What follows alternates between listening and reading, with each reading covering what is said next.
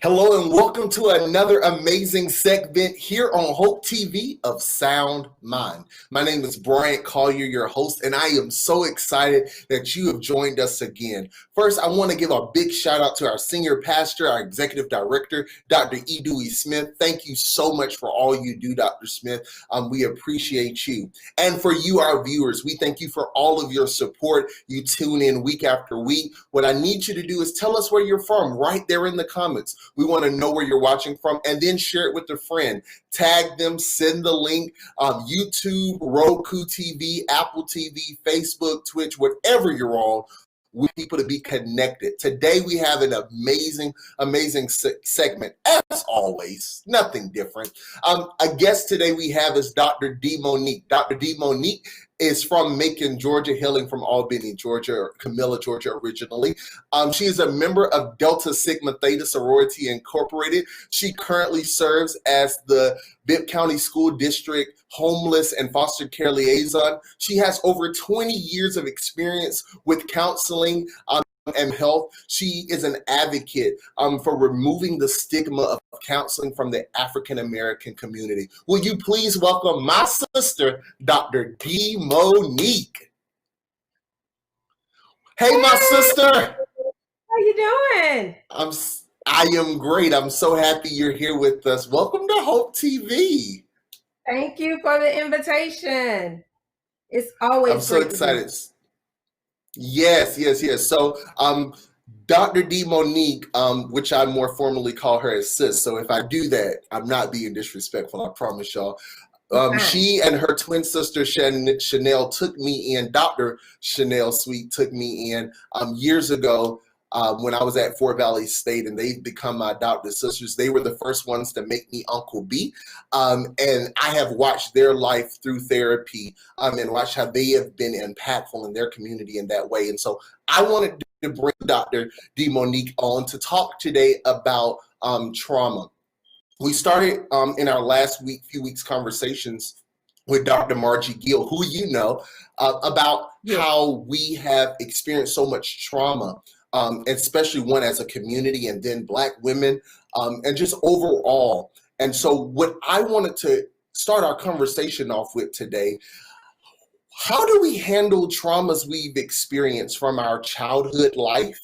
How do we begin to work on them in our adulthood? Can you start us off in that conversation?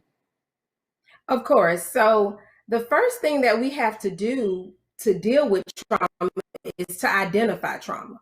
A lot of us have trauma from our past that we don't even know that is traumatic events. And then those events later in life, they kind of, I'll say, haunt us in a sense. I say all the time, anything that you with, and anything that you don't deal with deals with you. So with that being said, the first thing we have to do is identify that we actually have trauma or things that have been traumatic that went on in our past before we can actually start dealing with it. That's good. So you got to identify. So what are some identifiers that we might have experienced a trauma? Okay, so let me I'll go back a little bit. So you can look at, the first thing you can look at is just start looking at events that may have taken place. So anything that on in life, of course, I say everyone's family is functionally dysfunctional. We all have things that have gone on in our family that are not the norm of what people would call, but things like experiencing homelessness, experiencing being in foster care. We know that there are a large portion of the African American community that has involvement with DES or Department of FCS in different areas. So that's one thing, just having involvement with defects, being displaced, moving around a lot, foster care, being in foster care, mental abuse, sexual abuse, psychological abuse, verbal abuse. So all of these bullying. Hold on. Dr. Dee Monique. You've traumatized me for a moment there, because you started going down things that are staples for some of us and how we were raised. Having to move over and over again, foster care,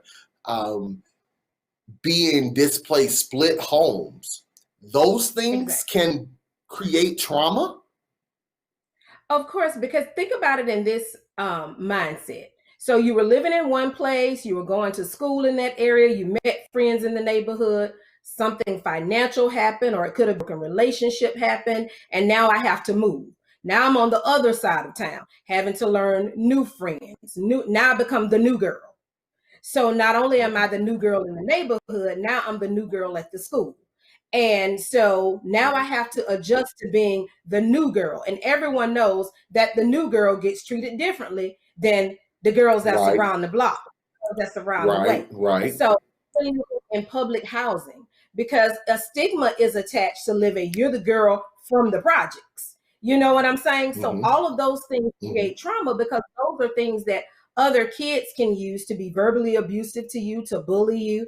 And then too, it affects your self-esteem. No one wants to be known as, that girl or that boy. mm-hmm. Even when families, parents go through divorce, and everybody, if you're from a small town like me, Camilla, everybody knows everybody and everybody knows everybody's business. So with that being said, one thing happens at 12 o'clock, and by 12:45, everybody in the town knows what has happened. So even things like having Mm-hmm. family members arrested, you know, oh, her uncle went to jail with doing fed time for drugs. All of those things then become a part. What happens, those things become the fiber of our story, who we are. And so the trauma, Ooh. exactly, that's who you are. That's the fiber that weaves the threads of the clothes that you wear. So right here, the top part of my scene becomes living in public housing. So that's this. And then this ruffle is a single parent. And then this ruffle becomes moving from place to place. And then this ruffle, mother is on public assistance. And this one, we had to move out of the public because we couldn't afford it and they had to double up with an auntie. So, and then this part right here, you light skinned with long hair, so you really don't look like the rest of the girls in our neighborhood. And because you're originally from up north, you just don't really talk with that Georgia slang like everybody else. So now None of this is everything, your fault. None of this is your fault. none of it is None of this is your exactly. fault. And I so just it's crazy. And the traumatic part is what you just said. It's not my fault, but I'm wearing it. mm-hmm, I'm wearing it every day. mm-hmm, And as a mm-hmm. child, children don't understand how to deal with things that are not their fault. Can we just take a moment and pause here? Because for me, you've even just made me think about what am I blaming myself for from that happened 10, 15, 20 years ago that wasn't my fault. I was just in the environment that it affected. And children do I become need to forgive myself? Exactly. And the children, I always say, become the unintended victims of circumstance. Mm. They're the collateral damage of all of the adult decisions. Mm. So a child doesn't ask to be to a parent that already has 10 other kids. Mm-hmm. So then that child becomes the collateral damage of the adult decisions. So children don't, and what happens when kids can't make sense of what's happened, then they blame themselves. Well, maybe it was something Now I did, I'm gonna ask a stupid question. I know this may sound stupid, but I'm 29. Somebody may be 35. Somebody may be 56 out there. They experience some of these things. They now realize in this moment, ooh, I'm still holding on to some of this stuff. Do I need to go to a therapist, or can I just work this out by myself? So I'll say it like this. If your car breaks down, or if your car starts sounding funny, Dr. you D. might know it needs an oil change, but I'm not a mechanic. So right. I know what the problem is, and I know, well, if I get an oil change, it'll fix it, but I don't know how to get up under the car and remove what needs to be removed and how much put back in it, out of it. So it's that thing in that community, especially, we have to be very mindful. We have we as a people have the we'll fix it mentality. But there are just some things we can't fix. You know, we become the Olivia Pope of our situation. We're the gladiators in a suit, but we're not when it comes to certain things. There are certain things outside of the scope of what we know how to do. And so when we're confronted with those things, yes, of course, seek therapy. I tell everybody, trust God and trust your therapist. Trust God and pray. Right. You know, trust God, pray, and therapy. So one negate the other. So even as a faith-based community, there are still place in that community for therapists. But of course, there are unhealed traumas. And so what happens as adults, we're still dealing with childhood trauma, but as adults, we don't understand sometimes why we behave the way we behave. But it's from all of that undealt trauma from our past. So why do I make 6 figures but live like a pauper? Because the childhood trauma of being poor is one that I didn't deal with. So in my mind, I operate from the place of I'll never be poor. Why can't I be in lasting relationships? Because I watched my mother go through 3 divorces and 5 boyfriends. So as an adult, I've decided I don't want to be hurt like that. So I just won't get in a relationship. And now I've safeguarded myself. All of those things are unhealthy ways to deal with things that we went through and experienced as a child. So it sounds like I have to have a lot more self-awareness, being responsible and asking myself the question why. And it's funny you say that, because recently, for those individuals who were Sprint, I think T-Mobile, and I think AT&T customers, they experienced some outages recently because there was some network stuff. And so somebody said to me when they first noticed their phone was glitching, they said, I paid my bill.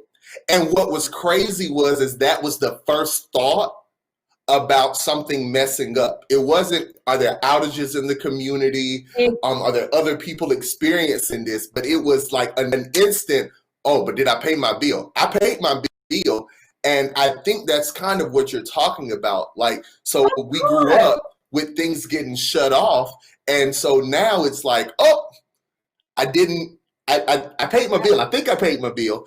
And so what I want to do is almost kind of trail back a little bit, because you said that for the brother and sister out there that doesn't want to get in a relationship, it's not because they're a cheater or promiscuous. It may be because they've never seen a healthy relationship modeled before. Exactly. So it's the same principle as anything else. How can you reproduce what has never been produced in your life, or you've never seen it? If all of your aunts and uncles are divorced, or they've been through several relationships, there's nothing wrong with divorce. That's not what I'm saying. What I'm saying, a pattern of broken relationships. You've never seen a pattern of a healthy relationship. A lot of times people won't enter relationships because they don't want to see that hurt in their lives. They knew what it looked like for their mom not to get out for a week because she was crying over Jimmy.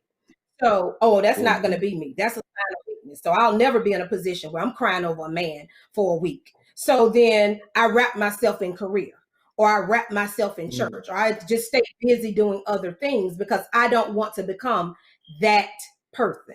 And it's funny that you would mention that, because even growing up in a household, and just transparency, with a single parent and my mom having 3 kids, and money got tight, we've lived in public housing. When people that had Verizon, some of us were experiencing issues as well. My first thought was, now I know I paid my bill. That was my and let's be real. I went to my phone on my Verizon app, and I'm like, and the whole while I got my phone like, okay, I see Verizon tripping. Let me go and verify this pay. My first thought was, I went to my Wells Fargo app. Now I'm in the Verizon app making sure, because I'm ready to call somebody and get them together about my phone. I didn't think about outage, because growing up, there were times when you may have come home and flicked the switch and nothing came on. You know what I'm saying? Or different things of that nature. Or the gas was turned off because mom trying to make ends meet, you had to pay one or the other. So again, that still goes back to that, childhood trauma where there are things that are triggers for us. And for a lot of people, that phone getting turned off was, boom, a trigger. Uh-oh, was the bill paid? And you know you pay your bill. It's on automatic draft. So it got paid. But again, immediacy of something being turned off was a trigger, and it was like you go into panic mode. I love that. I love that. So help me walk through this next step. So I'm asking myself the questions of why. Why do I do this? Why do I say this? Why do I respond to things like this? Why does this bother me? Why does this upset me?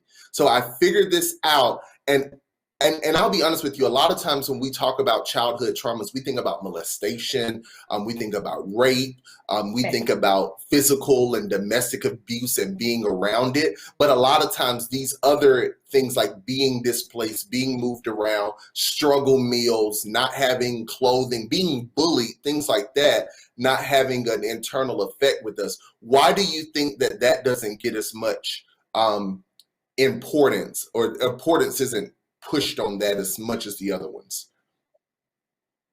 I think part of it is just knowledge, aware that there are various types of trauma. I think I call them the big things are always discussed.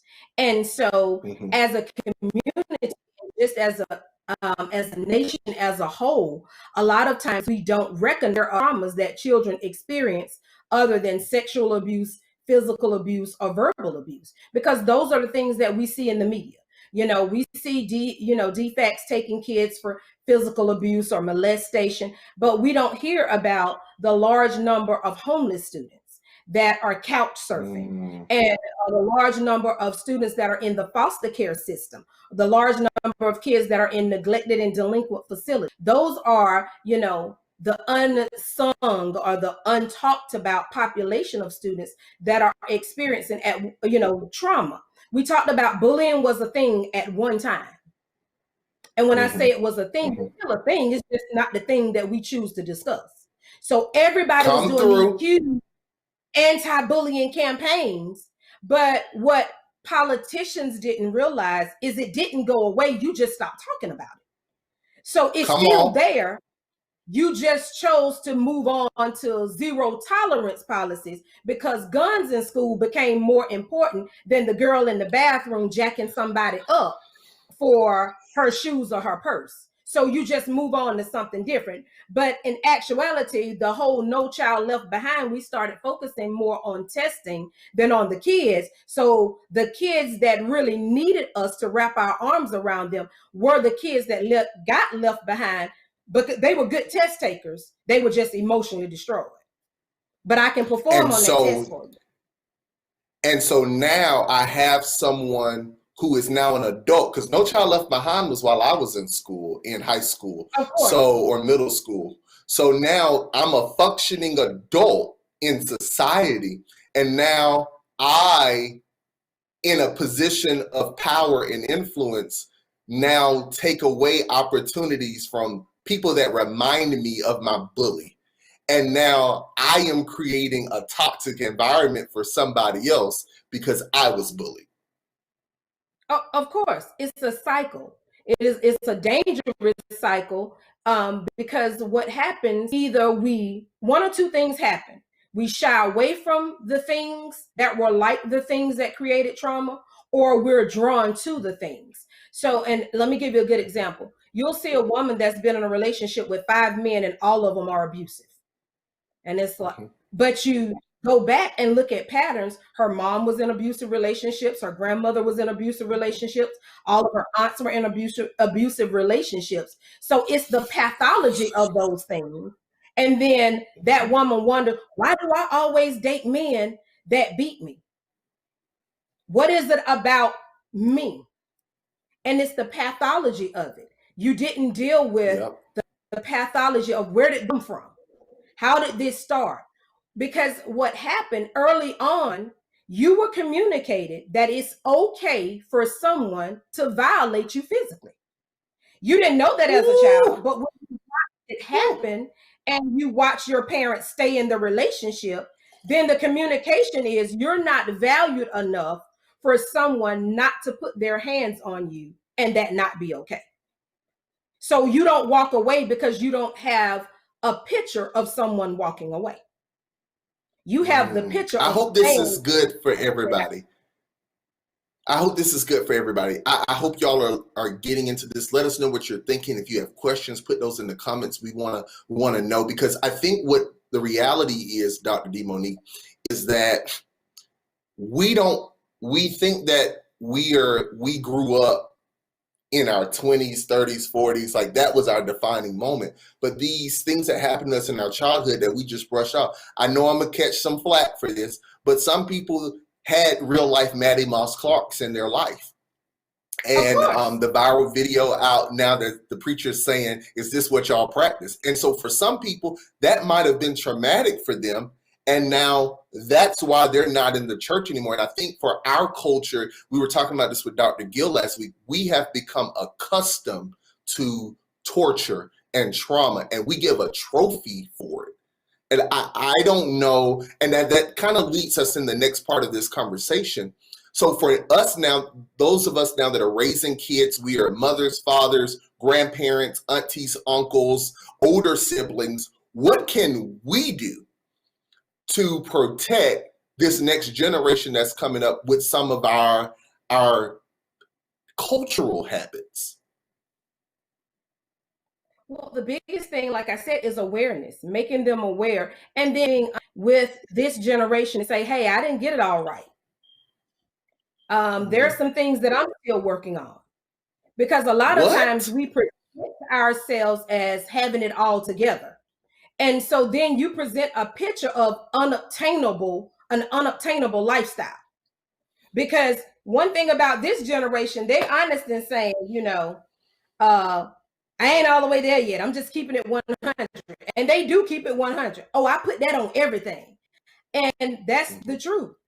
We just present a picture of perfection that's not a reality. And we have to know these type of conversations to say, if you experience some of these things growing up, you may have some unresolved childhood trauma that needs to be dealt with, looked at, identified, but most of all, worked through. Because that's the goal. It's not enough to just say I need to lose weight and purchase the Weight Watchers plan and they deducting that money out your account, but you never go on the app and log in these points. Me. Okay. But anyway, so what I'm saying is just so it works when you work. So the therapy alone is great when you go. And what I say to all of my clients is, you have to do the work. You have to dig in, and do the work. But the first thing, like you said, is identifying, okay, some of those things she called off. I went through some of those things. Could I be experiencing some childhood trauma? Possibly. Or the effects or the fallout, so the residual of some childhood trauma. Probably. And even your kids. You look at depression, and as a community, we would always say, she just blue, she just feeling down, or we'll say, I'm in a slump, girl, I just got to get it together. But the slump is not supposed to last a year. 6 months, 3 months, you're willing yourself out of bed in the morning. Or even things such as seasonal depression. Some people get depressed around Christmas, and everybody around you is all happy, excited. Well, but growing up, y'all didn't have a lot of money, so you didn't get presents. You didn't get presents to the 1st of January when mom got benefits again. So you don't understand now why, as an adult, when everybody else is happy with the mistletoe and they singing and caroling and doing all this other stuff and having Christmas parties, you just don't want to go. And we start making excuses for things that we don't understand. Well, that just ain't me. Right. Well, why is it not? Oh, Christmas party and stuff, that ain't my thing. Or we say stuff like, I don't do crowds of people. Well, everything that we don't do probably did us at some point, and that's why we can't do it now. Wait, hold on. Everything that we don't do probably did us at some point in life, and now we're wearing it on our garments And now we've shut ourselves off to it.